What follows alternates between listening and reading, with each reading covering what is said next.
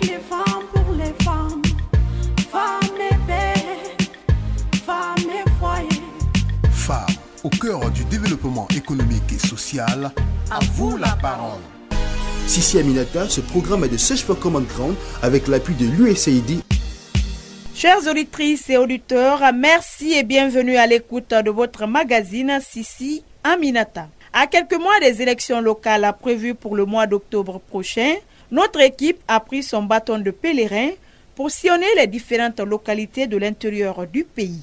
Une manière pour nous de recueillir les attentes des femmes par rapport aux dirigeants qui seront choisis. Pour cette première étape, notre équipe s'est rendue en Haute-Guinée, plus précisément dans la préfecture de Kankan-Nabaya. Une fois encore, bienvenue si vous venez de nous rejoindre dans cette émission.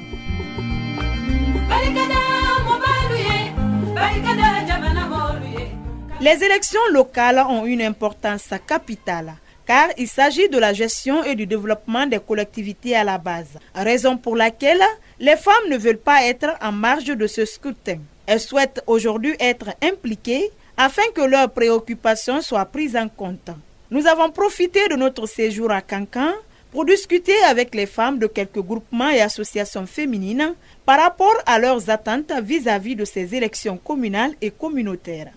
Je vous invite à les écouter dans ce micro-trottoir.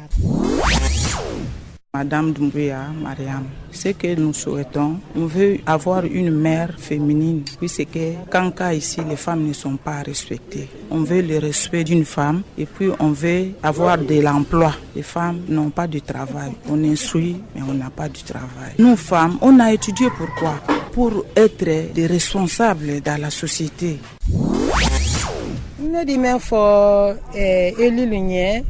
Allié landaya do musolu ro ka musolu bla place la alo yilite place mena ko muso di ko ke place mena allié musolu bla ye ka musolu mafene muso ke ni mairie de ya sunya kelempele o do fana ni mawanye fe allié freke ka musolu bla mairie ya place la ka musolu bla place la alo yilite musolu la place mena fe o ka landaya dando ka fana mafene na fana di sekola ante sekola allié o fana ke anyo fana mafene. Nous sommes là, il n'y a pas l'évolution, il n'y a ni l'eau, ni courant, ni la paix non plus. J'aimerais quand même que les nouveaux élus œuvrent de ce côté-là pour que la paix puisse régner dans ce pays, pour que nous puissions aller de l'avant. Vous écoutez votre émission Sissi Aminata. Les femmes de Kankan, comme leurs sœurs des autres préfectures du pays, rencontrent d'énormes difficultés, parmi lesquelles le poids des pesanteurs socio-culturelles qui empêchent souvent ces femmes de s'exprimer ou s'affirmer au même titre que les hommes. Une situation que la directrice de l'action sociale de la dite préfecture espère voir changer. Madame Berete Aminata s'est confiée à notre micro. Suivez. Madame, quel est le niveau de participation des femmes dans le développement socio-économique ici à Kankan? La participation des femmes dans la préfecture de Kankan est effective. Mais il y a quelques inquiétudes par rapport à ça. La volonté ne manque pas, elles sont dévouées, mais la bonne compréhension de l'organisation, les tests juridiques, réglementaires n'est pas bien comprise par les femmes. Des fois, c'est ça qui fait défaut. Les femmes ont besoin vraiment d'être bien imprégnées par rapport au règlement des tests. Sinon, celles qui évoluent individuellement, j'ose dire qu'elles prennent les 70% des dépenses financières dans leur foyer. Et tout à l'heure, vous avez parlé de la méconnaissance des textes par les femmes qui posent souvent de sérieux problèmes. À votre niveau, qu'est-ce que vous faites concrètement pour la formation de ces femmes? Est-ce que vous organisez de temps en temps des sessions de formation pour ces femmes? Effectivement, nous le faisons, mais le gros problème est qu'une femme qui est lettrée et une femme qui n'est pas lettrée, leurs compréhensions ne sont pas les mêmes. Il y a beaucoup de groupements et d'associations féminines qui évoluent ici à Kankan. Et comment ces femmes collaborent avec les autorités locales?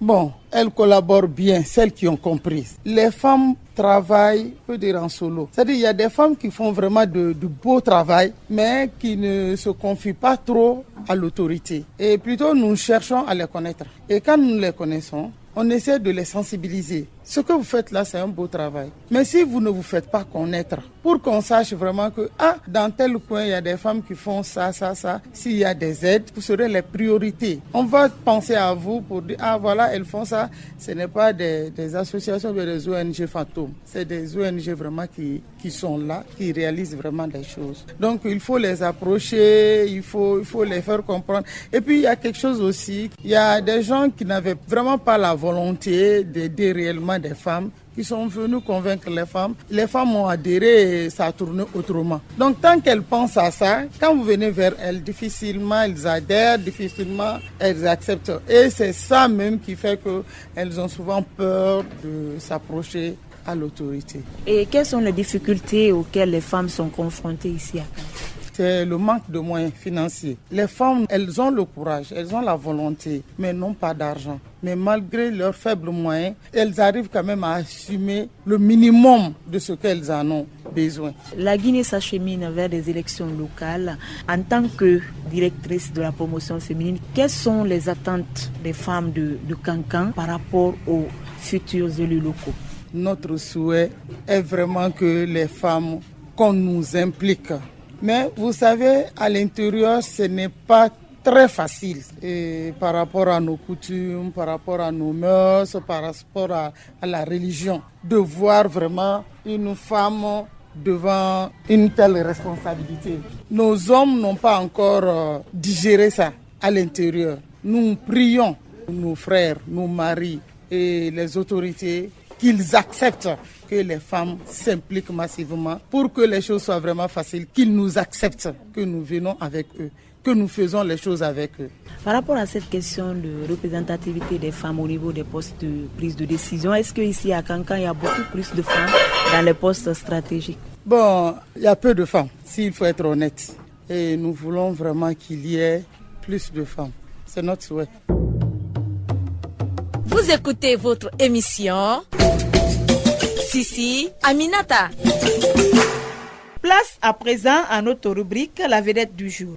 Aujourd'hui, notre équipe est allée à la rencontre d'une dame qui s'est illustrée en politique à Kankan.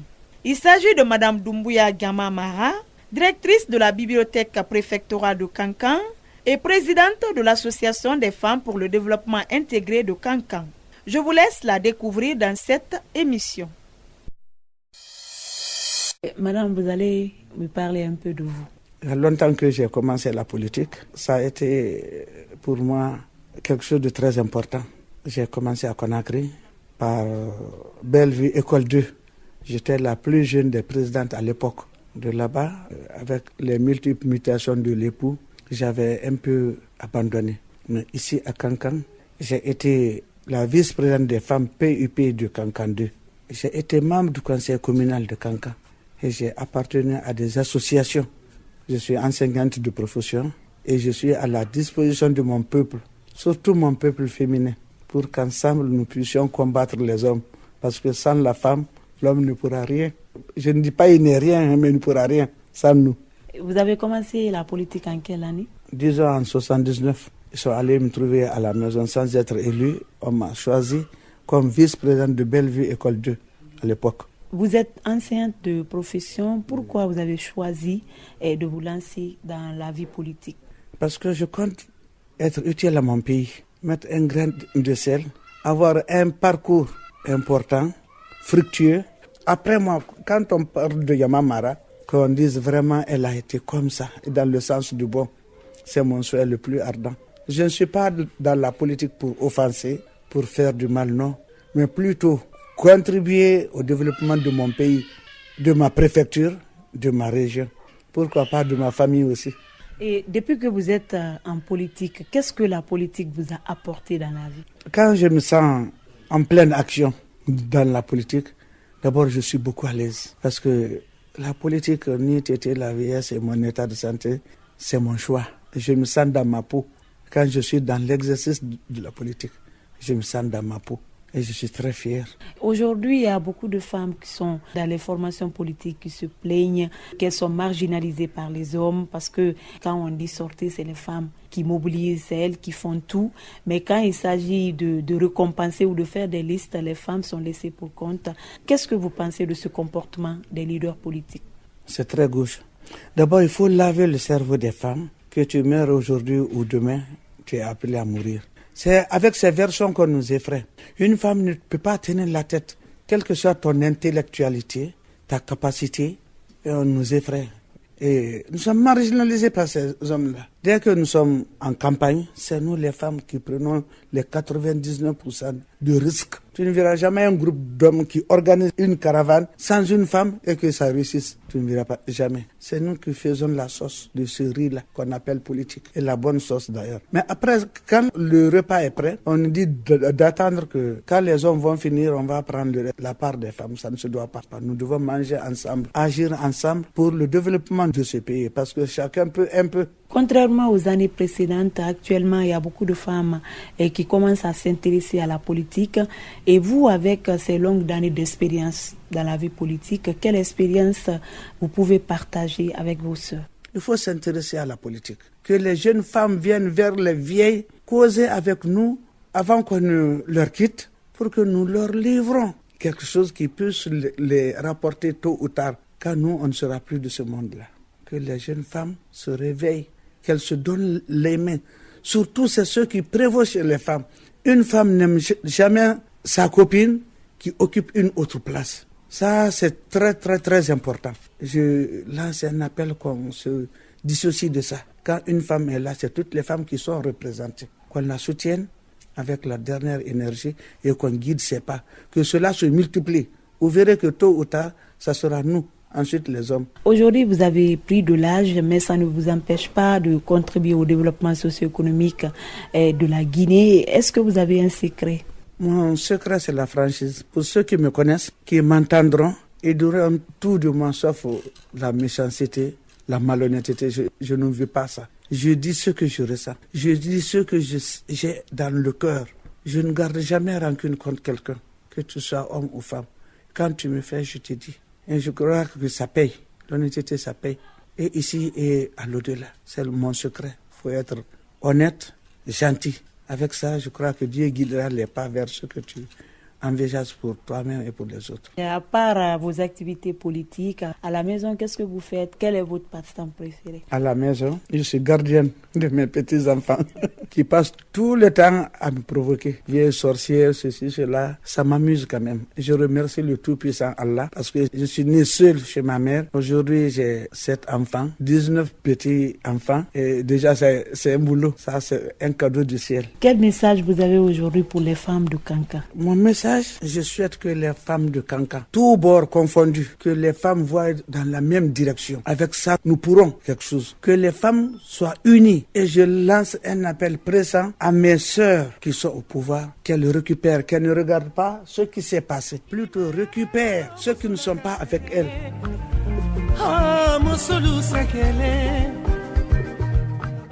Voilà, chères auditrices et auditeurs, comment on se quitte au compte de cet autre numéro de votre émission Sissi Aminata. Je vous laisse avec ces 2 questions. Quelles sont aujourd'hui les attentes des femmes par rapport aux prochaines élections locales? Quel est le niveau d'implication des femmes dans le développement à la base? Appelez-nous vite au 622 05 05 33 ou envoyez-nous un SMS au 622 31 39 81. Mes chères dames, quand on veut, on peut. Allez les femmes! Vous voulez réagir à cette émission? Envoyez-nous un SMS au 622 31 39 81 ou appelez-nous au 622 05 05 33. Vous pouvez également nous envoyer un mail sur guinea@sfcg.org ou nous suivre sur notre adresse Facebook Chef Common Ground Guinée.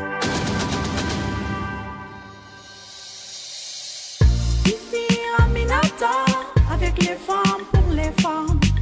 Sissi Aminata, avec les femmes pour les femmes. Femmes et paix, femmes et foyer.